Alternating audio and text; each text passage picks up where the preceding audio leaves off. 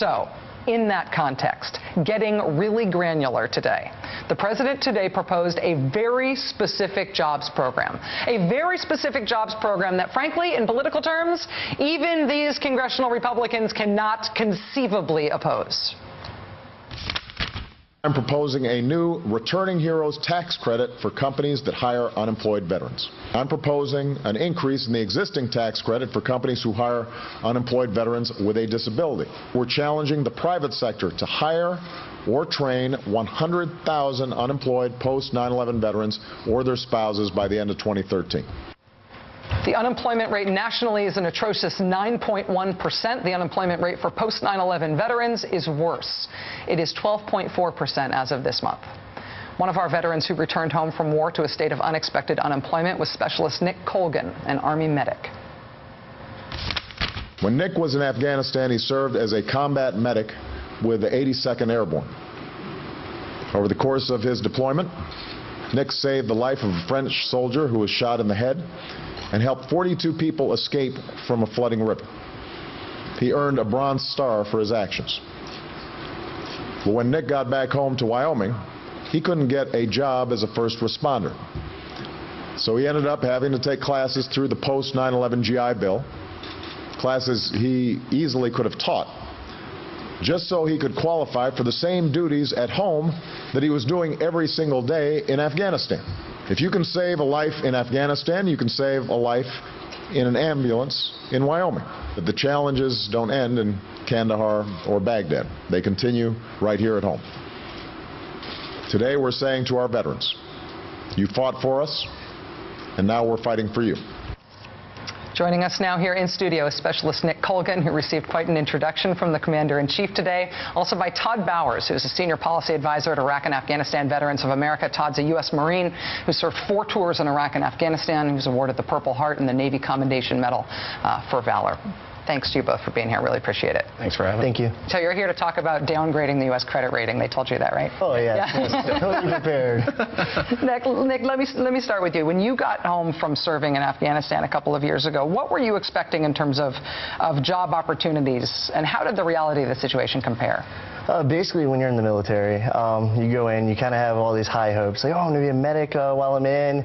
I'm over there saving lives, earning Bronze Stars, and then I receive a Bronze Star, get home, and I receive an unemployment check.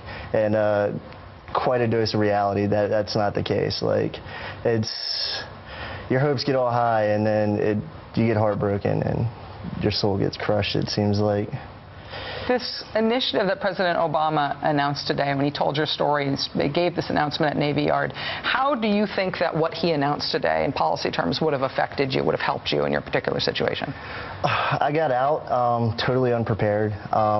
Had no idea. I got out in 2008. 2011, I just got my resume made up. And that's thanks to some nonprofits like IAVA. And without their help, I wouldn't have been prepared, or other people out there. It would have been nice just to kind of get a leg up getting out, because I felt more at home in Afghanistan than I did coming home and getting out of the military.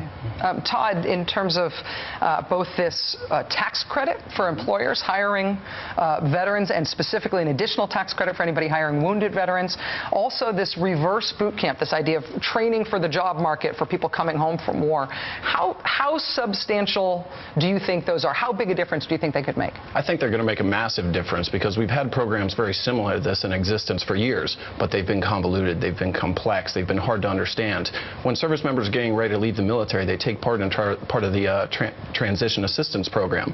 They're streamlining that now, making it more effective, going to give it some measures, and allow people to use those tools for longer periods of time before they leave.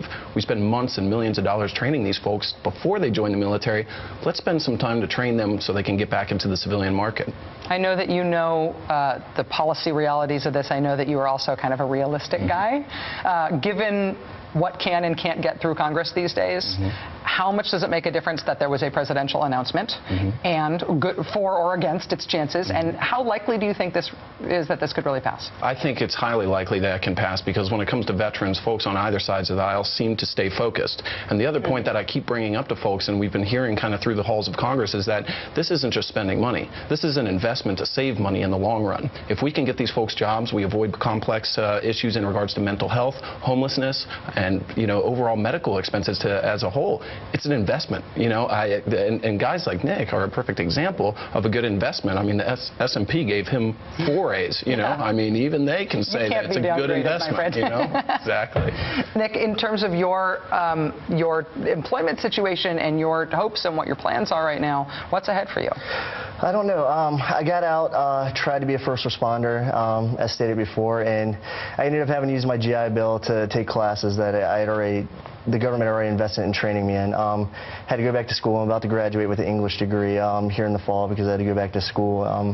Wanted to go out and get a job right away, but I don't know what's going to happen. Seeing this speech today by the president, it instilled a lot of hope in me, but at the same time, I don't know if right now I can go home and tell my wife everything's going to be okay, that I'm going to have a future, I'm going to have a career, and that's scary right there because you just don't know. So I'd like to see some action on this. The president gave the op order today, and we want to see the mission executed in the coming months. I will say that just watching this happen as a Washington process, we've had complete stasis in Washington and fights over these things that they made up just to fight about. And still stuff has been moving on veterans issues. Stuff has been moving on some military issues and particularly on veterans issues. Do you both feel like veterans are being treated with respect by even our dysfunctional political system? It seems like that to me, because I'm looking at all the issues and I feel like veterans are the only things that are getting done. But does it feel like that to you guys?